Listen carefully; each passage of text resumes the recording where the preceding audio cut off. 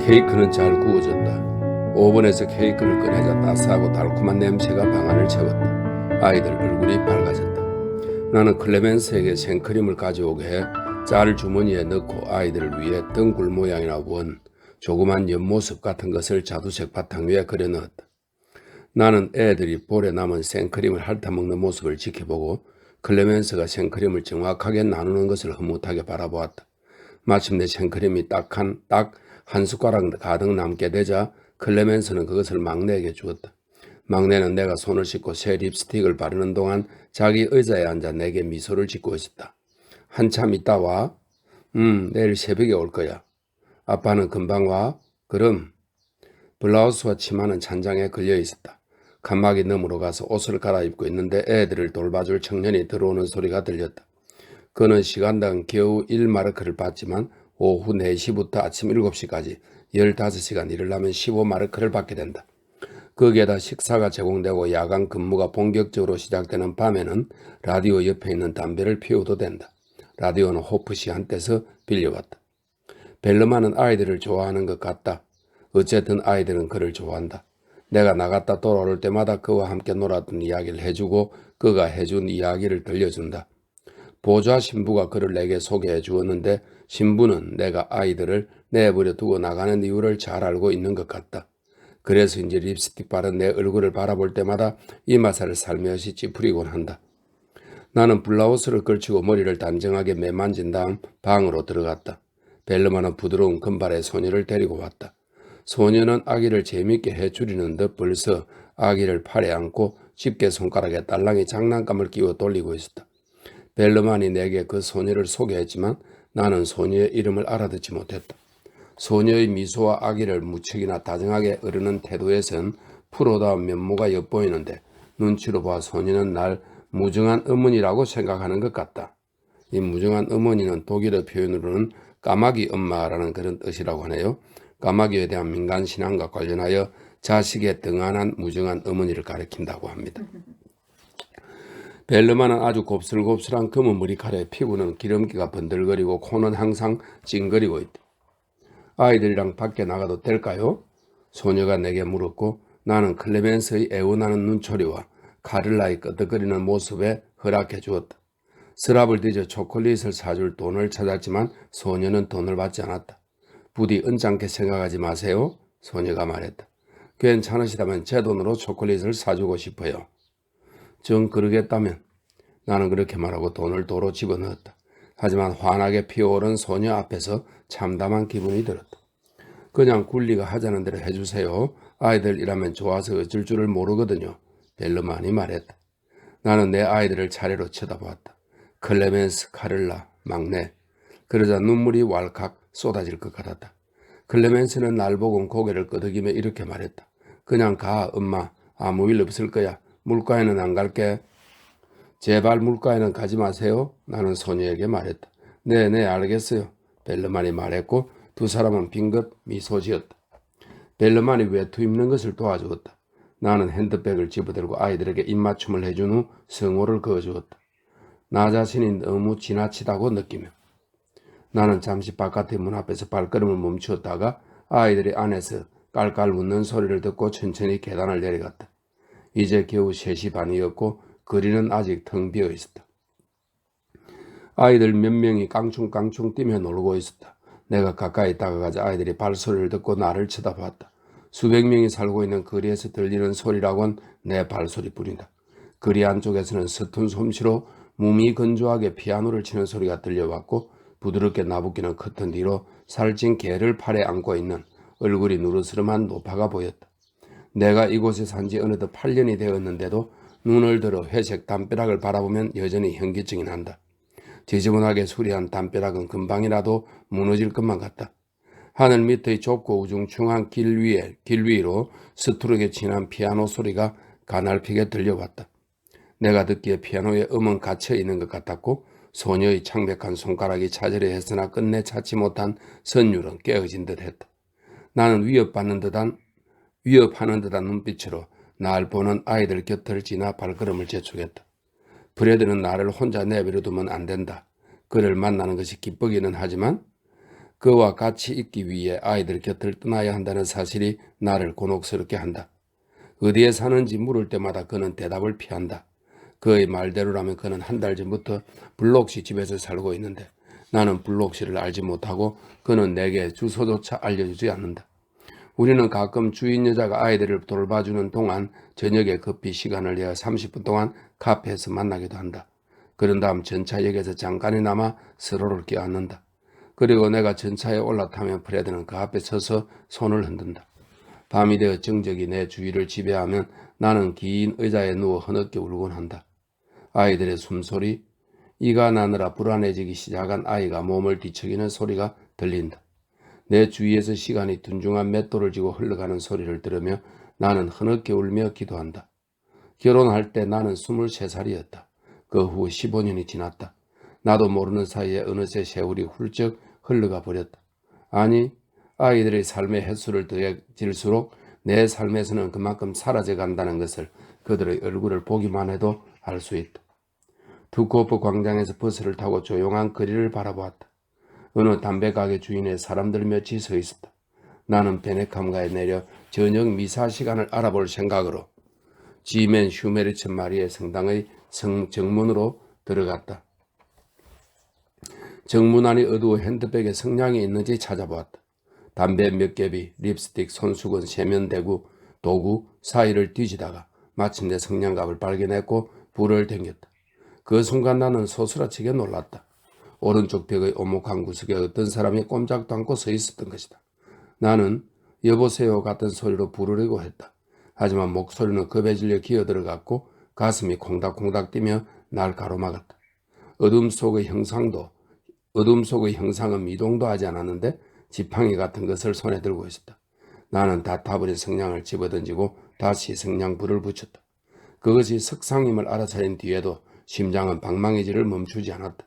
나는 한 걸음 더 가까이 다가갔고 희미한 빛 속에서 그것이 손에 백합꽃을 든 물결치는 고수물이 천사상이라는 것을 알게 되었다. 나는 턱이 석상의 가슴께 닿을 정도로 허리를 굽히고 오랫동안 천사의 얼굴을 들여다보았다. 석상의 얼굴과 머리는 온통 먼지 투성이였고 앞을 못 보는 눈동자에도 그무스름한 부스러기들이 붙어 있었다. 나는 이 금불들을 조심스레 불어 없애고 달걀형 얼굴에서 먼지를 다 떨어내고 나서 미소 짓는 천사가 석고로 만들어졌다는 것, 먼지와 함께 매력적인 미소도 사라져 버렸다는 것을 문득 깨닫게 되었다.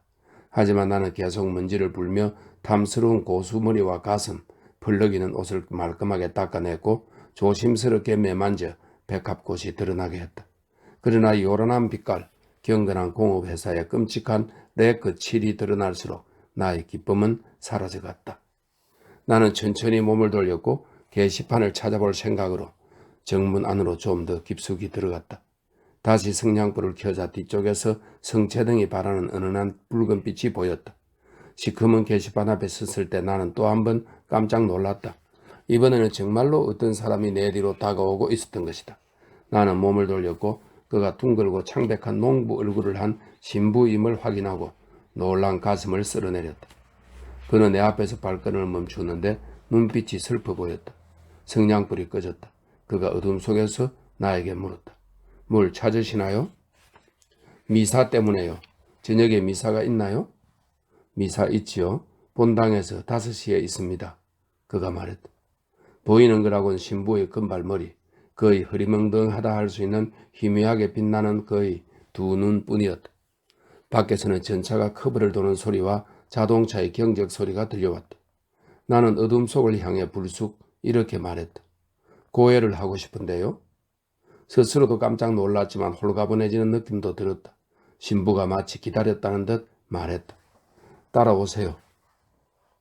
아니, 그냥 여기서 하게 해주세요. 내가 말했다. 그건 안 됩니다. 이제 15분쯤 있으면 미사가 시작돼서 사람들이 올지도 몰라요. 고해실은 저 안에 있습니다. 신부가 부드럽게 말했다. 나는 바람이 스며드는 이 어두운 정문에서 석고천사 가까이에서 아득한 영혼의 빛을 받으며 어둠 속에 서 있는 신부에게 모든 것을 털어놓고 또 조용히 죄를 용서받고 싶었다. 나는 그를 따라 고분고분 뜰 안으로 들어갔다. 성당의 담벼락에서 떨어져 나온 돌멩이와 벽돌 조각이 여기저기 흩어져 있는 곳을 지나 전차 차고의 벽 가까이에 있는 작은 회색 건물 앞에 다다랐다. 그러는 사이 한동안 나를 사로잡았던 벅찬 감격은 사라져 버렸다. 그곳에서는 일요일 오후 속에서 금속성의 망치 소리가 울리고 있었다. 문이 열렸고 무리한 가정부의 얼굴이 나타나 흠칫 놀라며 나를 미심쩍게 훑어보았다. 복도는 어두컴컴했다. 신부가 말했다. 잠시만 기다려 주십시오. 어디선가 눈에 보이지 않는 어느 구석에선가 그릇이 달그락거리는 소리가 들렸다. 복도에서 역겹고도 달짝지근한 냄새가 훅 풍겼다. 벽에 바른 축축한 천에 단단히 달라붙은 냄새인 듯 했다. 사탕무 잼의 따스한 김이 부엌 앞쪽 구석에서 피어나오고 있었다. 마침내 복도의 어느 문에서 불빛이 새어나왔고 휘구무리한 빛 속에서 신부의 그림자가 보였다. 이리 오세요. 그가 외쳤다. 나는 머뭇거리며 그쪽으로 조금 더 가까이 다가갔다. 방은 엉망이었다. 구석의 불그스름한 커튼 뒤에 놓여있는 침대에서 뭔지 모를 냄새가 나는 것 같았다. 벽에는 크기가 다른 책꽂이가 세워져 있었는데 어떤 것은 비스듬하게 서 있었다. 커다란 탁자 주위에는 검은색 벨벳 등받이가 달린 고급스럽지만 낡은 의자가 몇 개 놓여 있었다. 탁자 위에는 책들, 담배 상자, 담배 많은 종이, 당근 한 봉지, 여러 종류의 신문이 놓여 있었다. 신부는 탁자 너머에서 나에게 가까이 오라고 손짓하며 격자 모양의 등받이가 달린 의자를 탁자 너머로 내 쪽으로 좀 더 가까이 밀어주었다. 환한 곳에서 보니 신부의 얼굴이 마음에 들었다. 용서하세요. 신부는 문 쪽을 바라보며 고개를 한번 까닥거렸다. 우린 시골 출신이라 이렇게 사탕무를 삶아 잼을 만든데도 뭐라 할 수가 없어요. 석탄, 끓음, 냄새, 수고를 다 따져보면 사먹는 것보다 훨씬 돈이 많이 드는데 그래도 어쩔 도리가 없어요. 자, 이리로 오세요. 신부는 격자 모양 등받이가 달린 의자를 탁자 가까이 끌어안고 내게 손짓했다. 나는 탁자 옆으로 돌아가 그의 옆에 앉았다. 신부는 영대를 걸쳤고 이 영대는 로마 가톨릭 교회와 성공회의 성직자들이 미사나 성사 집전을 할 때 목에 걸쳐 무릎까지 늘어뜨리는 헝겊띠라고 하네요. 가톨릭 교회에서 영대는 신품 성사를 받은 성직자의 권한과 품위를 나타낸다. 교회력의 절기와 성사의 성격에 따라 색상이 달라진다. 긴 후에 띠 있잖아요. 신부는 영대를 걸쳤고 두 팔을 탁자 위에 대고 있었다. 그가 손을 얼굴에 대고 옆 얼굴을 가리는 방식은 어딘가 전문적이고 익숙한 데가 있었다. 격자 모양 등받이는 몇 칸 깨져 있었다. 내가 성부와 성자와 성령의 이름으로 하고 속삭이기 시작하자 그는 팔목에 찬 시계를 들여다보았다. 그의 시선을 따라 시계를 보니 4시 3분이었다. 나는 말하기 시작했다. 나의 온갖 두려움과 고통, 나의 전 인생, 쾌락에 대한 두려움, 성체를 받아 모실 때의 두려움, 결혼 생활의 불안을 그에게 모조리 털어놓았다. 나는 남편이 집을 나갔다고, 그래서 그와 같이 있기 위해 가끔씩 만날 뿐이라고 이야기했다. 내가 잠시 말을 멈추면 신부는 재빨리 시계를 들여다보았다. 그때마다 그의 시선을 쫓아 시계를 보았지만 시계 바늘은 천천히 움직일 뿐이었다. 신부가 눈꺼풀을 들어 올렸고 나는 그의 눈동자를 손가락에 밴 니코틴의 노란 흔적을 바라보았다. 신부가 다시 눈을 내리깔고 말했다. 계속하세요. 그는 부드럽게 말했지만 마치 숙련된 손놀림으로 상처의 고름을 짜내는 것 같았다. 나는 신부의 귀에 계속 틀어놓았다. 우리 둘, 프레드와 내가 술에 취해 보냈던 2년 전의 그 모든 이야기를. 내 아이들의 죽음, 살아남은 아이들, 우리가 옆방의 호프식 가족에게서 들어야 하는 것, 호프식 가족이 우리한테서 들었던 것에 관해 이야기했다. 나는 다시 말을 멈추었다. 그러자 신부는 다시 시계를 보았고 나도 다시 그쪽으로 눈길을 돌렸다. 이제 겨우 4시 6분이었다. 신부가 다시 눈꺼풀을 들어올리고 말했다. 계속하세요. 나는 좀 더 빨리 속삭였고 큰 집에 사는 보디크림 광고 사진에 나오는 것 같은 얼굴을 한 신부들에 대한 나의 증오심에 관해 이야기했다. 프랑케 부인에 관해, 우리의 무력함과 지저분한 우리 방에 관해 이야기했고 마지막으로 또 임신한 것 같다고 이야기했다. 내가 다시 말을 멈추자 그는 이번에는 시계를 보지 않고 눈꺼풀을 순간적으로 움직이더니 내게 물었다. 전부 이야기하셨나요? 나는 네 라고 말하고 바로 눈앞에 있는 그의 시계를 보았는데 그가 두 손을 얼굴에서 떼어 탁자 가장자리에 깍지 낀 손을 올려놓았기 때문이다. 4시 11분이었다. 나는 축 늘어져 있는 그의 소매 속을 나도 모르게 들여다보았고 농부 같은 근육질의 털 많은 팔과 위로 걷어올린 셔츠를 보며 생각했다. 이 사람은 왜 소매를 내리지 않고 걷어올리고 있는 걸까? 신부는 한숨을 쉬고 두 손을 다시 얼굴에 대더니 나지막에 물었다. 기도는 하십니까? 네, 나는 대답했다. 그런 다음 밤마다 초라한 긴 의자에 누워 생각나는 기도는 모두 다 한다고 덧붙였다. 때로는 아이들이 깨지 않도록 촛불을 켜고 내가 외우지 못하는 기도는 기도책을 보고 읽는다고. 그는 내게 더 이상 묻지 않아서 나도 입을 다물고 팔에 찬 그의 시계를 보았다. 4시 14분이었다. 바깥의 전차 차고에서 망치질하는 소리, 부엌에 있는 가정부가 흥겹게 흥얼거리는 소리와 기차가 쾅쾅거리며 역을 통과하는 소리가 들려왔다. 신부는 마침내 얼굴에서 두 손을 떼서 무릎 위에 가지런히 모으고 나를 쳐다보지 않고 말했다. 너희는 세상에서 고난을 당하겠지만 용기를 내어라. 내가 세상을 이겼다. 이 말씀 이해하겠어요? 그는 내 대답을 기다리지 않고 말을 이었다. 좁은 문으로 들어가라. 멸망에 이르는 문은 크고 또 그 길이 넓어서 그리로 가는 사람이 많지만 생명에 이르는 문은 좁고 또 그 길이 험해서 그리로 찾아오는 사람이 적다. 그는 다시 말을 멈추고 두 손을 다시 얼굴에 갖다 대고는 손가락 사이로 중얼거리듯 말했다. 좁은 길. 우리가 알고 있는 가장 좁은 길은 칼날 위에 있는 길입니다. 내가 보기에 당신은 그 길을 걸어가는. 그는 갑자기 두 손을 얼굴에서 떼고 격자 틈새를 통해 나를 바라보았다. 채 1초도 되지 않는 순간이었지만 그토록 자비로워 보였던 그의 눈빛이 엄숙해졌고 나는 흠칫 놀랐다. 나는 당신에게 명합니다. 신부가 말했다. 당신이 그토록 미워하는 신부의 미사를 듣고 그의 손에서 성체를 받아 모시라고 면제받고 싶다면 말입니다. 그는 다시 나를 쳐다보았다. 신부는 다시 말을 멈추었는데 혼자 깊이 생각에 잠긴 것 같았다. 내가 나 자신이 알고 있는 모든 기도며 한숨을 마음속으로 되뇌려 하고 있을 때 바깥에 있는 차고의 용접기에서 씩씩대는 소리가 들려왔고 신부가 몸담고 있는 성당의 종소리가 문득 들려왔다. 4시 15분이었다. 내가 당신 죄를 사해 줄 수 있을지는 모르겠지만 어디 기다려 봅시다. 오 주여.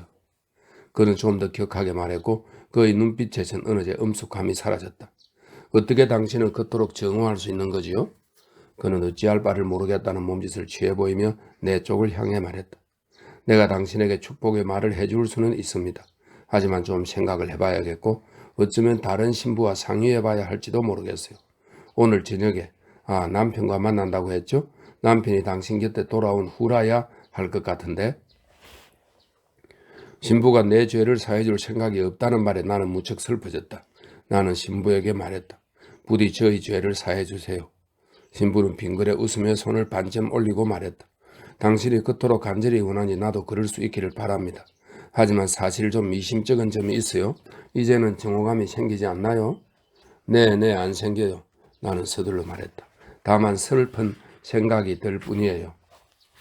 신부는 망설이는 것 같았고 나는 어떻게 해야 할지 알 수 없었다. 내가 집요하게 설득했더라면 신부는 아마 죄를 사해 주었을지도 모른다. 하지만 난 진심으로 죄를 용서받고 싶었지 설득해서 받아내고 싶지는 않았다. 조건부로. 신부가 말을 이으며 다시 미소 지었다. 조건부로 당신을 면제해 줄 수는 있습니다. 확실치는 않지만 아무튼 내게도 힘이 있다는 조건하에 그럴 수 있을지도. 그는 초조한지 내 얼굴 앞에서 두 손을 이리저리 휘둘렀다. 당신은 정오심으로 심판하고 있어요. 하지만 우리는 심판할 수도 정오할 수도 없어요. 네, 안 되는 일이지요. 그는 격렬하게 머리를 흔들었고 이내 두 손을 펴서 탁자 모서리에 놓은 채 그 위에 머리를 얹고 기도를 하더니 갑자기 몸을 일으켜 내 죄를 사해 주었다. 나는 성호를 꺾고 자리에서 일어났다. 신부는 탁자 옆에 서서 나를 바라보았다. 그가 미처 말을 시작하기도 전에 불현듯 그가 불쌍하게 느껴졌다. 내가 당신에게 해줄 수 있는 건 단지. 신부는 손을 움직이며 다시 말끝을 흐렸다. 나라고 정오하지 않는 줄 아십니까? 나라고 신부라고? 나도 이 안에서 느낍니다. 그는 가슴 약간 아래쪽 검은 가운 자락을 톡톡 쳤다. 가끔 윗사람들한테 정오심을 느낀단 말입니다. 이 안에서. 그는 이렇게 말하고 창문 쪽을 가리켰다. 우리 성당에선 순회 신부들이 미사를 집전합니다. 그분들은 이 근방의 호텔에 묵고 있지요. 각종 회의에 참석할 예정이거나 또 참석했던 교양 있는 분들인데 성당이 지저분하다고 욕을 하고 복사가 없다고 두들댑니다. 이 복사는 가톨릭 교회와 성공회에서 사제 예식 집전을 보조하는 평신도입니다. 예식 중에 식을 집행하는 자의 곁에서 물건을 나르거나 종을 울리거나 하는 그런 거 많이 보셨죠? 복사가 없다고 두들댑니다. 이 성당에서 10분, 13분, 20분, 25분짜리 정규 미사에 봉헌됩니다. 하루에 5번이나 10번, 가끔 10번이나 미사를 올리죠. 순회 신부들이 어찌나 많은지 상상도 못하실 겁니다. 요양원도 드나들고 회의도 얼마든지 있지요. 모두 합해 5명의 신도도 참석하지 않는 미사가 15번이나 있답니다. 여기서 말입니다. 그는 계속해서 말했다. 정말 신기록입니다. 15대 5 도박이지요. 5 고급 호텔 욕실 냄새를 이 다 무너진 성구실에 남기는 가련한 신부들을 내가 왜 정오해야 한단 말입니까? 그는 창문을 바라보다가 고개를 돌려 다시 내 쪽으로 향하게 하고 탁자 위에 있는 종이, 철과 연필을 내게 주었다. 건네주었다. 나는 종이 위에 내 주소를 적고 미끄러져 내린 모자를 고쳤었다. 문을 몇 번 세게 두드리는 소리가 났다. 네, 알고 있어요. 미사 시간이지요. 곧 갑니다. 신부가 소리쳤다. 신부는 내게 작별의 악수를 청하고 한숨을 쉬며 나를 바라본 다음 문까지 배웅해 주었다. 나는 천천히 성당 정문을 지나 지하도 쪽으로 향했다. 미사를 보러 온 여자 둘과 남자 하나가 성당으로 들어갔다. 성당 맞은편에는 붉은 글씨가 적힌 크고 흰 현수막이 걸려 있었다. 드로기스트 없이 뭘 하시겠습니까? 하늘 높은 곳에서 검은 구름의 끄트머리가 태양을 스치며 다시 태양의 모습을 드러내게 해주었고 태양은 이제 드로기스트의 로자에 걸려 있어 그 글자가 노란빛으로 가득 차 있었다. 나는 계속 발걸음을 옮겼다. 발밑에 기도책을 낀 어린 소년이 내 곁을 지나쳐갔다. 거리에는 또다시 개미 한 마리 얼씬거리지 않았다. 거리 양쪽은 가게와 부서진 조각들로 가득 차 있었다. 다 타버린 건물 뒤에는 전차 차고에서 시끄러운 소리가 들려왔다. 어디선가 가꾸운 과자 냄새가 솔솔 풍겨와 발길을 멈추고 오른쪽을 쳐다봤다. 나무로 된 가게의 열린 문가에서 희끄무레한 김이 모락모락 피어오르고 있었다. 아이 하나가 문지방에 앉아 햇빛을 쬐며 하늘을 향해 눈을 깜빡이고 있었다. 아이는 바보처럼 온순한 표정을 하고 있었고 불그스름한 눈꺼풀은 햇빛을 받아 투명해 보였다. 나는 고통스러운 사랑의 감정을 느꼈다. 아이는 가꾸운 베를린 핫케이크를 손에 들고 입 주위에는 사탕물을 잔뜩 묻히고 있었다. 아이가 케이크를 깨물자 갈색 잼이 흘러나와 아이의 스웨트 위로 방울져 떨어졌다. 가게 안을 들여다보니 주전자 위로 허리를 굽히고 있는 소녀의 얼굴이 보였다. 소녀는 아름다운 얼굴의 피부는 양파처럼 부드러워 보였다. 머리에는 두건을 쓰고 있었지만 금발이라는 것을 알 수 있었다. 소녀는 김이 나는 식용유에서 가꾸운 케이크를 건져 올려 석쇠 위에 올려놓고 있었다. 그러다 갑자기 눈을 들었고 나와 시선이 마주치자 빙긋 미소를 지어 보였다. 소녀의 미소는 마법처럼 나를 감쌌고 나는 미소로 화답했다. 그런 상태로는 몇 초 동안 꼼짝도 하지 않고 그대로 서 있었다. 골똘히 소녀만을 바라보는 동안 저 멀리 있는 듯한 나 자신의 모습이 보였고 자매처럼 서로에게 미소 짓는 우리 둘의 모습도 보였다. 케이크는 내 위를 자극하는 냄새를 풍겼지만 그것을 살 돈이 없다는 생각에 나는 시선을 내리깔았다. 바보 아이의 희구무례한 정수리를 보며 돈을 가져오지 않은 것을 후회했다. 나는 프레드와 만날 때 돈을 가지고 오지 않는다. 프레드는 돈을 보면 참지 못하고 번번이 술을 마시자고 나를 유혹하기 때문이다. 나는 바보 아이의 살찐 목과 얼굴에 잔뜩 묻은 사탕가루를 바라보았다. 살짝 벌어진 아이의 입술을 바라보고 있으니 마음속에 부러움 비슷한 감정이 생겨났다. 이 가게가 그 자기 남편이 갔던 그 가게인가 봐요. 바보하고 소녀가 있는 걸 봐서. 다시 고개를 들자 소녀는 벌써 주전자를 옆으로 밀어놓고 막 두건을 풀어 벗어놓고 있었다. 소녀의 머리칼이 햇빛 속에 드러났다. 다시 내 눈앞에 보인 것은 소녀의 모습만이 아니었다. 높은 곳에서 떨어지고 있는 것 같은 나 자신의 모습. 쓰레기 더미로 가득 찬 지저분한 거리, 성당의 정문, 현수막도 보였던 것이다. 가게의 입구에 야위고 슬픈 모습으로 하지만 미소 지으며 서 있는 나 자신의 모습이 보였다. 나는 조심스레 바보 아이를 지나 가게 안으로 들어갔다. 구석에는 두 아이가 탁자를 앞에 두고 앉아 있었고 난로 옆에선 수염이 톱수룩한 노인이 신문을 읽고 있었다. 내가 들어가자 그는 신문을 내려놓고 나를 쳐다보았다. 소녀는 커피 머신 옆에 서서 거울을 들여다보며 머리를 매만지고 있었다. 나는 소녀의 아이 같은 무척이나 작고 하얀 손을 보았고 내게 미소 짓고 있는 거울 속에 활기찬 그 얼굴 옆에 비친 나 자신의 얼굴을 보았다. 야위고 약간 누르스름한 얼굴, 진홍색 립스틱을 바른 입 옆으로 가느다랗게 타오르는 불꽃이 보였다. 그것은 내 얼굴의 미소였다. 비록 내 안에서 나왔지만 내 의사를 거스르다시피 하는 그 미소가 거지처럼 보이면서 이제 우리 머리가 재빨리 자리를 바꾸는 것 같았다. 소녀가 내 머리를 갖고 내가 소녀의 머리를 갖게 된 것이다. 소녀로 변한 나는 거울 앞에 서서 머리를 매만지고 있다. 나로 변한 소녀는 자신이 사랑하는 자신에게 생사를 건 남자를 위해 밤마다 자신을 열어두고 있다. 소녀의 얼굴이 내 얼굴과 똑같아질 때까지 그가 사랑이라고 부르는 것의 흔적을 그 얼굴에 남겨놓으면서 삶의 쓰디쓴 맛을 보고 야위고 누르스름하게 변한 내 얼굴이 될 때까지. 하지만 소녀는 고개를 돌려 거울 속의 내 얼굴을 가려버렸고 나는 오른쪽으로 몸을 움직이며 소녀의 마법에 나를 맡겨버렸다. 안녕하세요. 나는 말했다. 안녕하세요. 소녀가 말했다. 케이크 드시겠어요? 아니요, 됐어요. 내가 말했다. 아, 왜요? 냄새가 좋지 않나요? 냄새 좋아요. 나는 그렇게 말하고 소녀를 소유할지도 모르는 낯선 남자를 생각하며 몸을 부르르 떨었다. 정말 냄새가 좋아요. 근데 지금 가진 돈이 없어서요. 내가 돈 이야기를 하자 난로 옆에 있던 노인이 자리에서 일어나 카운터 뒤로 갔다. 노인이 소녀 곁에 서서 말했다. 돈 말인가요? 나중에 갖다 줄 수 있지요? 케이크 먹고 싶어요? 네, 나는 말했다. 아, 그럼 여기 앉으세요. 소녀가 말했다. 나는 몇 걸음 물러나 탁자로 가서 아이들 옆에 앉았다. 커피도 드실래요? 소녀가 소리쳐 물었다. 네, 주세요. 내가 말했다. 노인은 접시에 케이크 3개를 담아 나에게 가져왔다. 그러고는 내 옆에 서 있었다.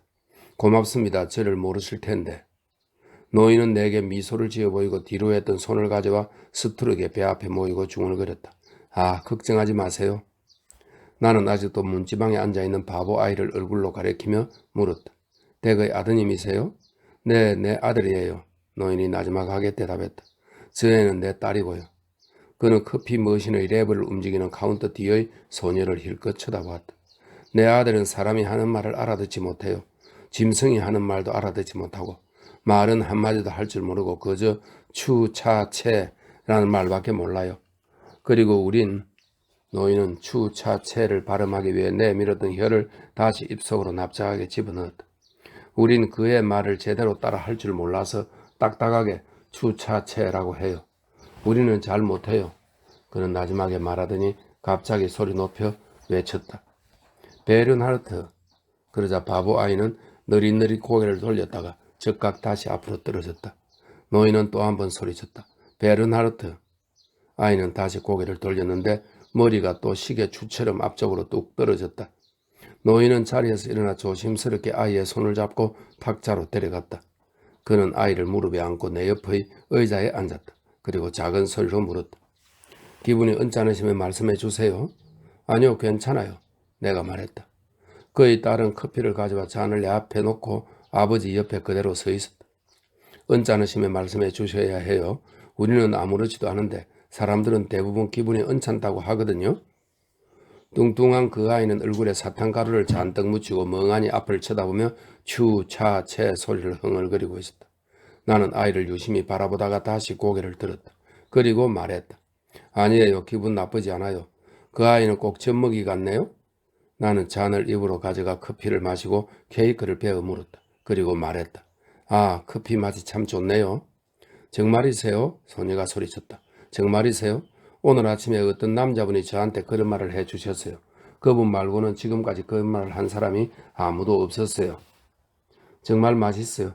나는 그렇게 말하고 커피를 마시며 다시 케이크를 베어 물었다. 소녀는 아버지의 의자 등받이에 몸을 기대고 나를 바라보다가 시선을 다른 데로 돌렸다. 가끔씩 소녀가 입을 열었다. 얘가 무슨 경험을 할지 어떻게 살지 상상해 봐요. 얘는 대부분 너무나 평화롭고 행복해 하거든요. 얘한테 공기란 물 같을지도 몰라요. 초록색 물 말이에요. 공기 속에서 움직여가는 걸 너무 힘들어 하니까요. 옛날 영화를 볼 때처럼 거무스름한 물줄기가 생기며 가끔 갈색으로 물드는 초록색 물. 어떤 소음이 들리면 가끔 울기도 해요. 그럴 땐 끔찍해요. 전차의 삐걱거리는 소리, 라디오의 삑삑거리는 고음, 그런 소리를 들으면 울어요. 아니, 이 아이가 울기도 한다고요? 네, 울어요. 소녀는 그렇게 말하며 시선을 돌렸고 미소 짓지 않고 나를 바라보았다. 가끔 울 때가 있는데 그렇게 날카로운 소리가 들리면 꼭 울어요. 그럴 땐 아주 심하게 울어서 눈물이 입가에 설탕가루를 타고 흘러내려요. 이에는 달콤한 것, 우유, 빵 같은 것만 먹으려고 해요. 우유나 빵 말고 달지 않은 것은 전부 다시 뱉어버리고요. 아, 죄송해요. 소녀가 말했다. 이런 얘기를 해서 속이 미석거리시죠?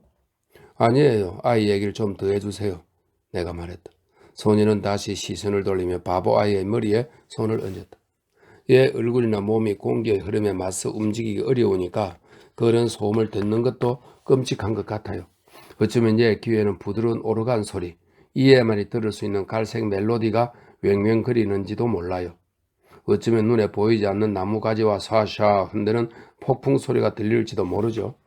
발뚝처럼 굵은 현이 울리는가 봐요. 이 애를 부르고 사라지는 윙윙거리는 소리 말이에요. 노인은 바보 아이를 두 팔에 안고 넋 놓고 소녀의 말에 귀를 기울였고 그러느라 잼과 사탕물이 소매에 떨어지는 것도 모르고 있었다. 나는 커피를 한 모금 더 마시고 두 번째 케이크를 베어 문 다음 소녀에게 나지막에 물었다. 그걸 어떻게 알지요? 소녀가 나를 바라보며 미소 지었다. 그리고 말했다. 아, 저는 아무것도 몰라요. 어쩌면 그럴지도 모른다는 거예요. 우리가 알지 못하는 것이 분명 그 애에게 있을 것 같다는 거죠. 그렇게 상상하려고 해요. 참, 가끔 얘가 느닷없이 고함을 지르며 저한테 달려오기도 해요. 그럼 나는 내 앞치마에 얘 눈물이 흘러내리게 하지요. 갑자기 문가에 앉아있다가 갑자기 그래요. 그럴 때면 우리 눈에 갑자기 무언가가 보일 때처럼 얘 눈에도 갑자기 모든 게 보일지도 모른다는 생각이 들어요. 우리 눈에 보이는 것과 똑같은 사람들, 자동차, 전차, 온갖 소음 때문에 얘는 한순간 공포심 같은 걸 느끼는 모양이에요. 그럴 때면 한참 동안 울어요. 구석에 앉아있던 아이들이 자리에서 일어나 접시를 앞쪽으로 밀어놓고 우리 옆을 지나갔다. 녹색 모자를 쓴 당돌한 여자아이가 소리쳤다. 여기 외상으로 달아주세요. 엄마가 그러대요. 그래 좋아. 노인이 그렇게 말하며 그 애들에게 미소를 지어 보였다. 당신의 부인, 애 엄마는 돌아가셨나요? 나는 작은 소리로 물어보았다. 네, 아내는 죽었어요. 노인이 말했다. 거리에서 폭탄을 맞아 몸이 갈기갈기 찢겼어요. 팔에 안고 있던 아이는 집단 위에 떨어져 울고 있다 발견되죠. 애는 태어날 때부터 나는 그렇게 묻다가 말을 흐렸다. 네, 태어날 때부터 저랬어요. 소녀가 대답했다. 항상 그랬어요. 모든 것이 얘 옆을 스쳐 지나가는 것 같아요. 우리 목소리만 얘한테 닿아요. 성당의 오르간 소리, 전차가 날카롭게 삐걱거리는 소리, 수도사들이 합창으로 부르는 기도 소리만 들리죠. 자, 이젠 좀 드세요. 아, 속이 메스꺼리죠? 나는 마지막 남은 케이크를 집어들며 고개를 저었다. 그리고 이렇게 물었다. 합창 기도 소리를 듣는다고요? 네. 소녀가 내 얼굴을 쳐다보며 부드럽게 말했다. 그 소리를 듣는 게 분명해요. 수도사들이 합창 기도를 하는 빌도노 광장에 갈 때면요. 있죠. 얘 표정이 변하고 얼굴 모습이 갸름해지면서 엄숙해 보이기까지 해요. 그때마다 전 깜짝 놀란답니다. 귀 기울여 듣는 것이 그 소리가 들리는 모양이에요. 귀 기울여 들을 땐 완전히 다른 애가 돼요. 기도 선율을 듣다가 더 이상 안 들리면 울곤 해요. 아, 놀란 표정이시네요? 소녀가 미소 지으며 말했다. 좀 드세요. 나는 케이크를 다시 손에 집어들고 한 입 베어먹고는 따뜻한 잼이 입안에서 녹아내리는 것을 느꼈다. 아이를 데리고 가끔 빌도노 광장에 가셔야겠네요? 내가 말했다. 아, 네. 힘들긴 하지만 자주 거기 데려가요. 커피 더 하실래요? 아니요, 됐어요. 가봐야 해요. 나는 망설이며 소녀를 바라보았고 바보 아이를 쳐다보며 나지막이 말했다. 나도 한번 보고 싶은데. 성당이요? 소녀가 말했다. 수도사들 말인가요? 네, 나는 말했다. 아, 그럼 오세요. 더 있다 가시면 좋은데 다시 오실 거죠? 다시 올게요. 돈을 가지고 와야 하니까요. 내가 말했다. 그것 때문이 아니라 꼭 다시 오세요. 노인이 소녀의 말에 동조하듯 고개를 끄덕였다. 나는 마지막 남은 커피를 다 마시고 자리에서 일어나 외투에 묻은 케이크 부스러기를 툭툭 털어냈다. 다시 올게요. 즐거웠어요. 나는 말했다. 오늘 다시 오시나요? 소녀가 물었다. 오늘은 안 돼요. 하지만 곧 어쩌면 내일 아침이 되려나? 가끔 수도사들한테 같이 가도 좋고요. 좋아요. 소녀가 그렇게 말하며 내게 손을 내밀었다. 나는 잠깐 소녀의 손, 가뿐하고 하얀 소녀의 손을 꼭 잡고 꽃피는 그녀의 얼굴을 들여다보며 미소를 짓고 노인에게 고개짓을 했다. 베르나르트, 나는 손가락 사이로 케이크를 부러뜨리고 있는 바보 아이를 작은 소리로 불러보았으나 아이는 내 말을 알아듣지 못했고 나를 쳐다보는 것 같지도 않았다. 불그스름하게 부어오른 아이의 눈꺼풀은 거의 감겨 있었다. 나는 몸을 돌려 바노크가로 통하는 어두운 지하도를 향해 발걸음을 옮겼다. 9.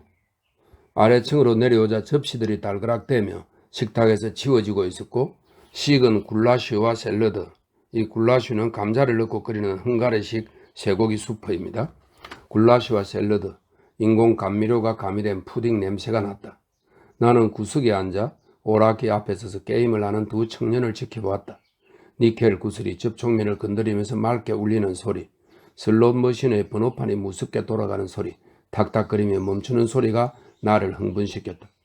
종업원이 냅킨으로 식탁을 두드리며 털었고 비쩍 마른 주인 여자는 노란색의 큼직한 마분지판을 카운터 위에 고정시키고 있었다.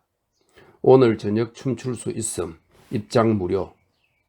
내 옆의 식탁에는 로덴 천으로 된 외투를 입고 사냥 모자를 쓴 노인이 앉아 있었는데 잿더리에 놓인 그의 파이프 담배에서는 연기가 모락모락 피어오르고 있었다. 녹색 모자를 쓴 남자가 불거스름한 굴라슈를 이리저리 휘저었다. 뭘 드릴까요? 종업원이 물었다. 고개를 들어 쳐다보니 아는 얼굴 같았다. 뭐가 있는데요? 굴라슈, 돼지고기, 커틀리, 감자, 샐러드, 후식, 원하시면 수프를 먼저 드릴 수 있고요. 굴라슈로 주세요. 나는 말했다. 수프 먼저요. 그리고 화주도 한 잔. 그러죠. 종업원이 말했다. 음식은 걸쭉하고 따끈따끈했다.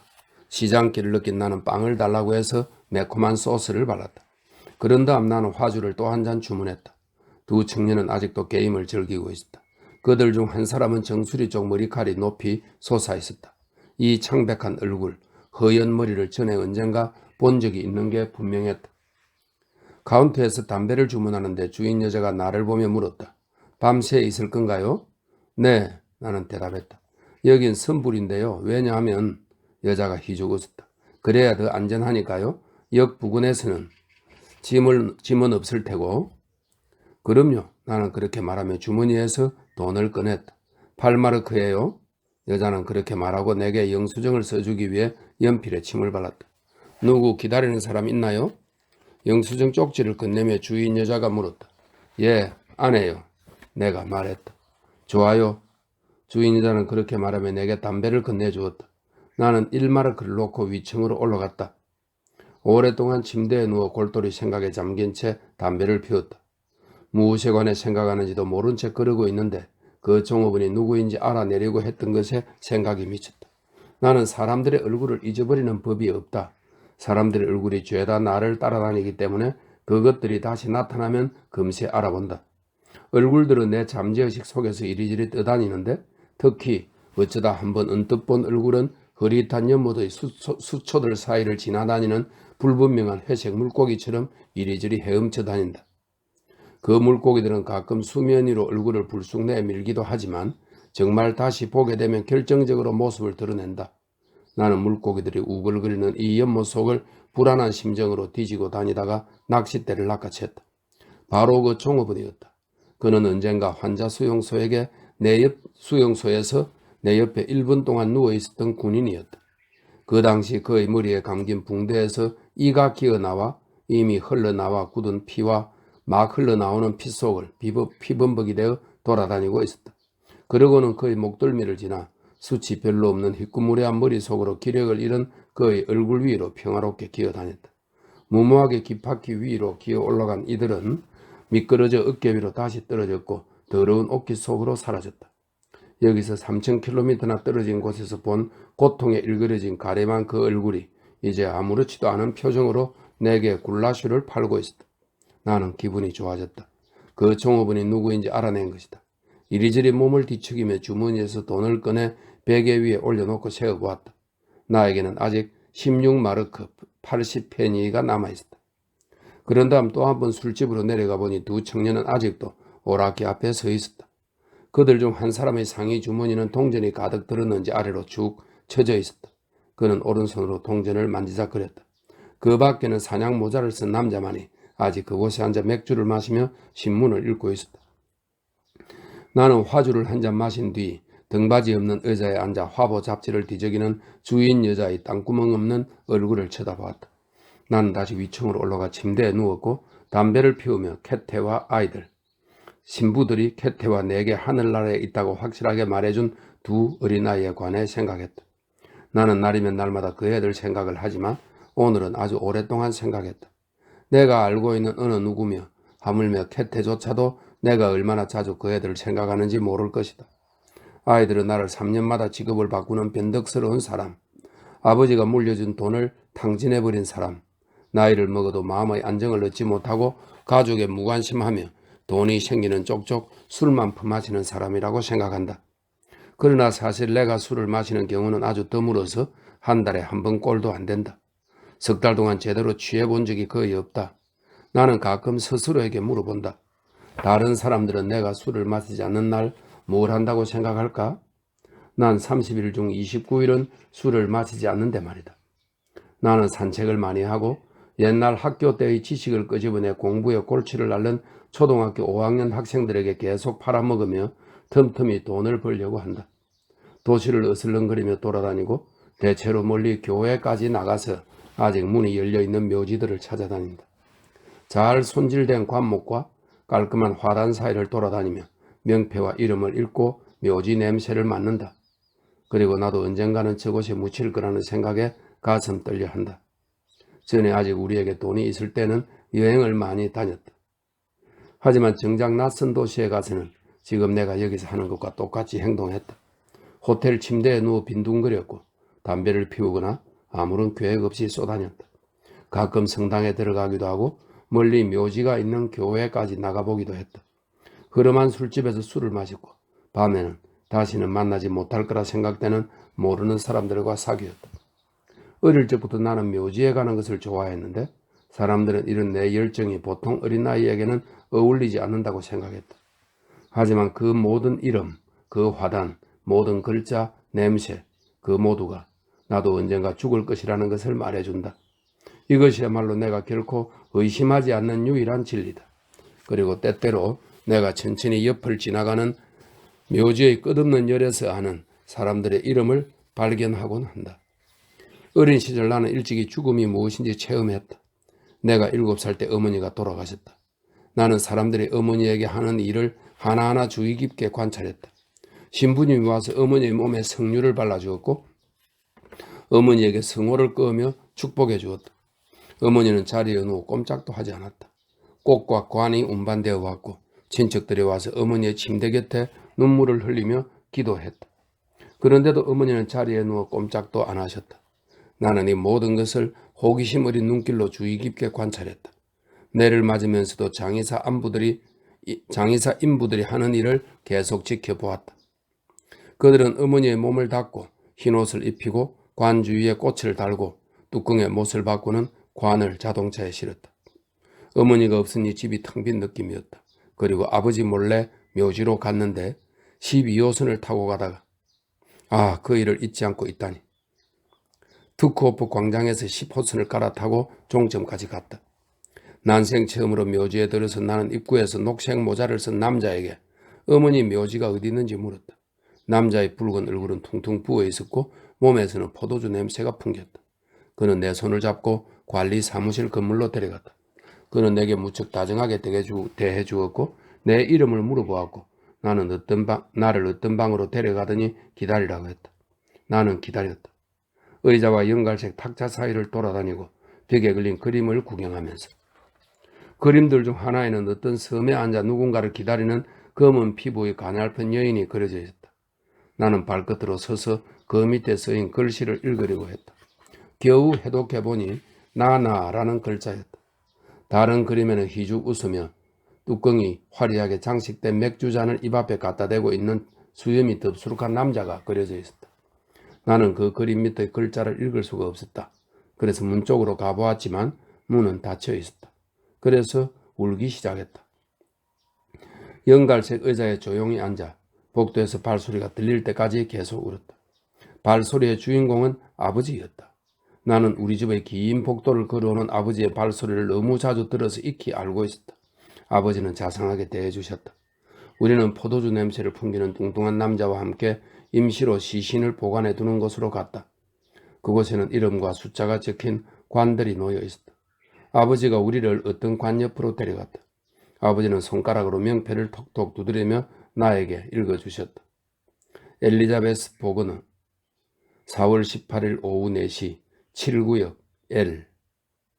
아버지는 내게 오늘이 며칠이냐고 물었다. 내가 선뜻 대답을 못하자 아버지가 말했다. 16일이구나. 모레가 되어서야 어머니가 묻히겠다. 나는 내가 보지 않은 동안은 관을 건드리지 말라고 졸랐다. 그러자 아버지는 울었고 그러겠노라고 약속해 주었다. 나는 아버지를 따라 음산한 집으로 돌아왔다. 그리고 아버지와 함께 커다란 구식 식료품 창고를 채웠다.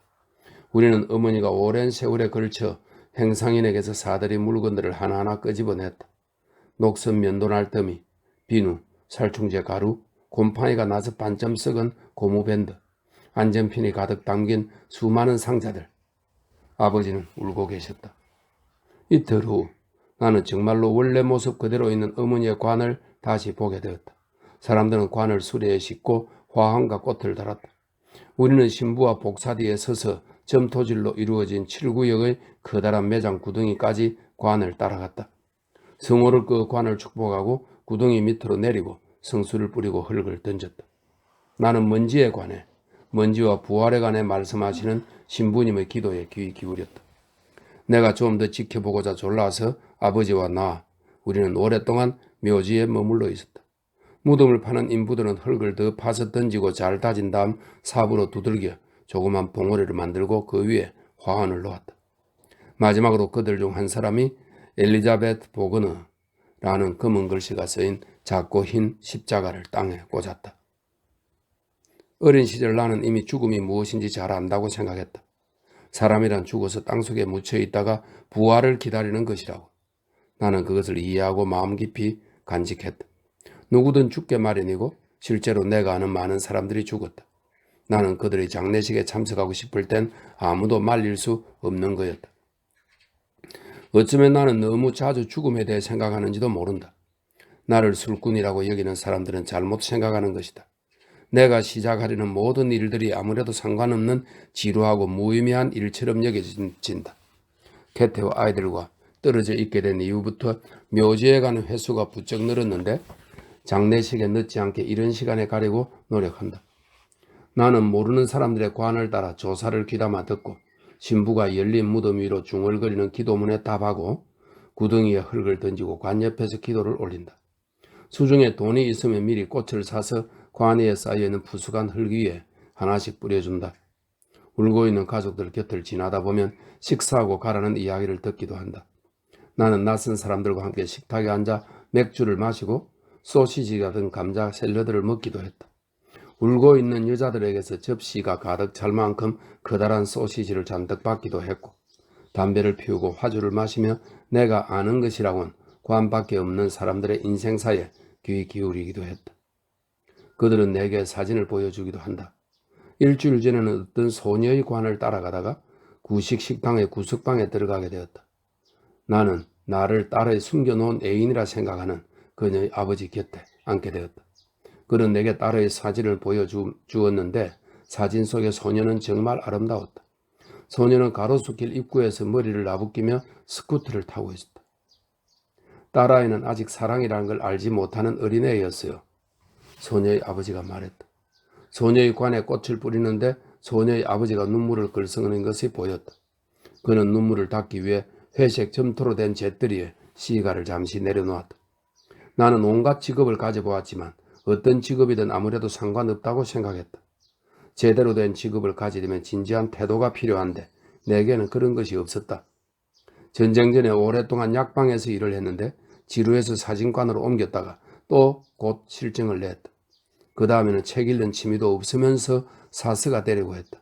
그리고 도서관에서 책을 좋아하는 캐테를 알게 되었다. 캐테가 그곳에 있었기 때문에 나는 계속 그곳에서 일했고 우리는 얼마 안 있어 결혼을 하게 되었다. 캐테는 큰애를 가지면서 직장을 그만두어야 했다. 그 다음 전쟁이 터졌고 내가 군에 입대하게 되었을 때 우리 맞이인 클레멘스가 태어났다. 나는 전쟁에 대해 생각하는 것을 그리 달가워하지 않는 터라 침대에서 일어나 또 한 번 술집으로 내려갔다. 화주를 마시고 이제 텅 비어있는 오락기 옆으로 갔지만 딱 한 번 동전을 넣고 레버를 당겼을 뿐이다. 피곤하다는 생각이 들었다. 나는 방으로 돌아가 다시 침대에 누웠고 담배를 피웠고 지벤 슈메르치 마리아 성당의 종소리가 들릴 때까지 캐테를 생각했다.